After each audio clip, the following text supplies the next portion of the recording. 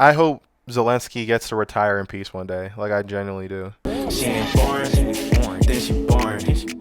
The day before I went to Disneyland with a girl that I met on Instagram, uh, Russia invaded Ukraine.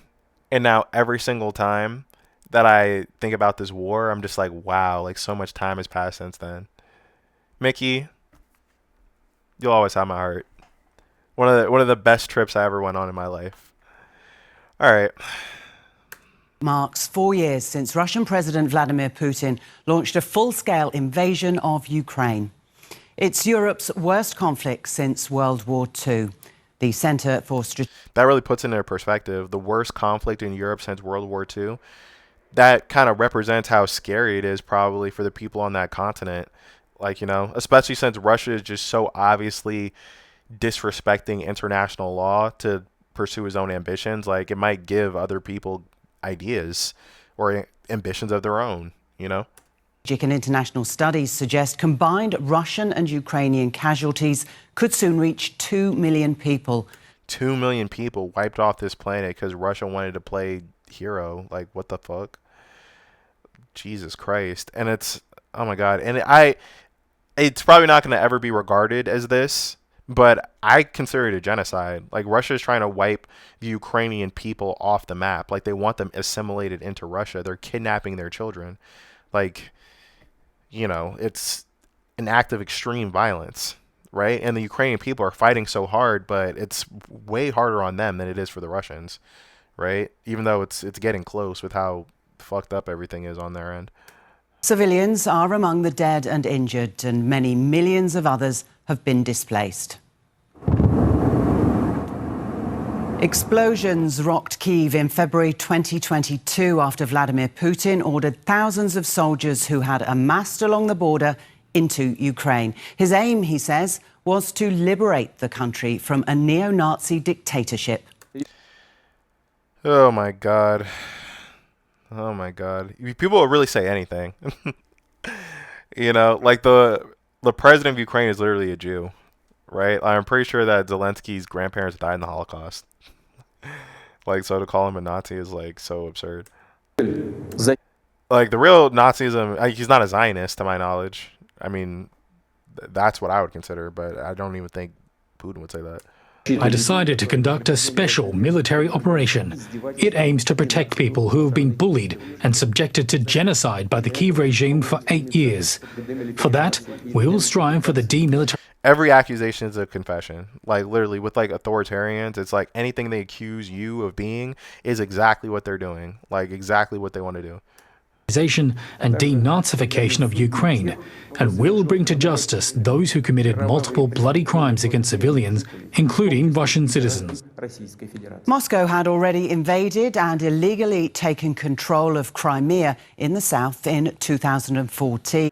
Yeah, that was just like the canary in the coal mine. It's like, that's Obama's fault. By like letting Russia just take a piece of land and nobody did anything. It just gave them larger ambitions. They're like, okay, Ukraine is kind of picking up. Like, why don't I just take that? Belarus is already in cahoots with them. So they're like, fuck it. And was supporting Russian separatists in the east of the country, the area seen here in yellow.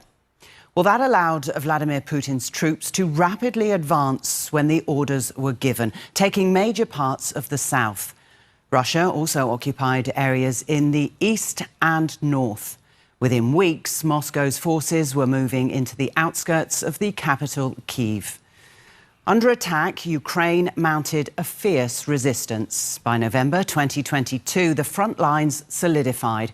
Support and weapons from the west helped Ukraine repel Russia from much of the north.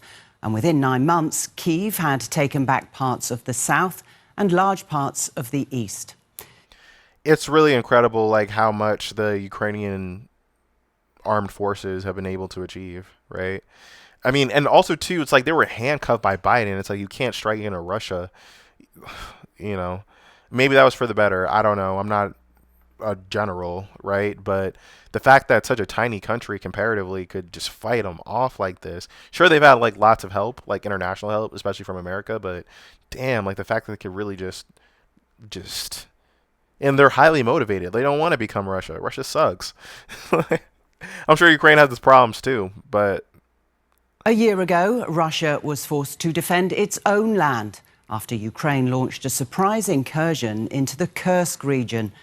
Kyiv managed to control parts of and then look at the red versus blue. Like Russia's taken all of this. Like they're trying to take all of this, but then when it comes to Ukraine, it's like they're just barely, just flirting with the idea of getting into Russia. district for several. I think if they attacked Russia, like it might cause like unrest with the Russian people. That might make it harder for them to get in line and make them get in the meat grinder. But that's a lot of things would need to flip. And then Russia has nukes. Russia. The world needs Russia in a weird, bizarre way. Like Russia has resources that they're not going anywhere anytime soon. We just gotta hope that Russia just stops. you know and Russia kind of wants to stop because it's like their country is hurting. They're getting sanctioned. All this bad stuff is happening because they've gone on this war of ambition. But now they like need to get something, or else they're gonna look really foolish. Like they gotta take this red shit, even though it's barely. Look at all this. Months. That's seen here in blue. Elsewhere, Russia continued to make incremental gains, mainly in the eastern Donetsk region. And then the impact of a new world leader was felt. You're in no position to dictate what we're going to feel. This is, oh my God, like just as a man, this just pisses me off so much. Like imagine like, and they're two sides of the same coin. Like they're both people that were entertainers in a past life that pursued politics as a goof, and now they're statesmen in very dramatic times, right? But Zelensky rose to the occasion, and he's defending his nation's sovereignty with everything he has. He's not capitulating. He's not threatening the future of Ukraine. Like he's doing everything he can to have a Ukraine that's the same as it was when he got it, right?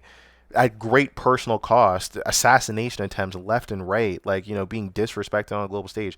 Then you got this stooge who got everything in his life handed to him, right? By his family, trying to tell him what's what. Like if Trump was in the middle of a war, he would make fatal mistakes. Like so many more people would die. Like Ukraine is managing this so well, like as well as they could realistically. I don't know. Gambling with the lives of millions of people. You're gambling with World War III. You're gambling with World War III. He's talking to him like he's his son or something, or like one of his workers.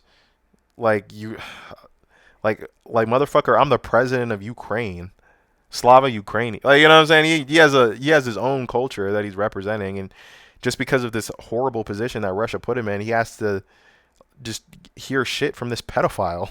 It's gross.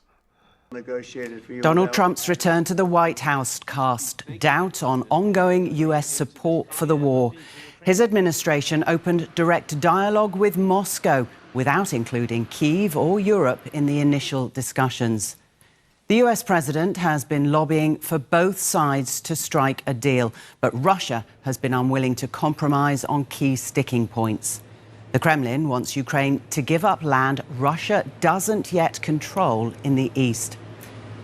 As the war... That's how it's like this isn't going anywhere, because it's like Russia is asking for even more stuff than before, right? Like they're just hoping that Ukraine will hurt itself in confusion and fear. But they're strong people, yo. As its fifth year, there's still fierce fighting right across the front line, but mainly in the Donbass, which takes in the Donetsk region. Russian forces continue to advance, but at a much slower rate. Moscow has carried out some of its biggest drone and missile strikes of the war in the past year. Many have targeted Ukraine's energy grid, causing crippling power outages. War crimes. I don't know if that's a war crime technically, but low blow. They're trying to fuck up their energy grid so their people starve. Like, what the hell? So they gotta like fucking go to work in the dark and shit. Oh man. Oof. Kyiv has also hit back with attacks on Russian infrastructure. With the backing of key allies, including the coalition of the willing, the Ukrainian president says his country wants the war to end through diplomatic means. We continue to work every day specifically to ensure that the next round of negotiations can bring results for Ukraine and results for peace. I hope Zelensky gets to retire in peace one day. Like, I genuinely do. She ain't foreign.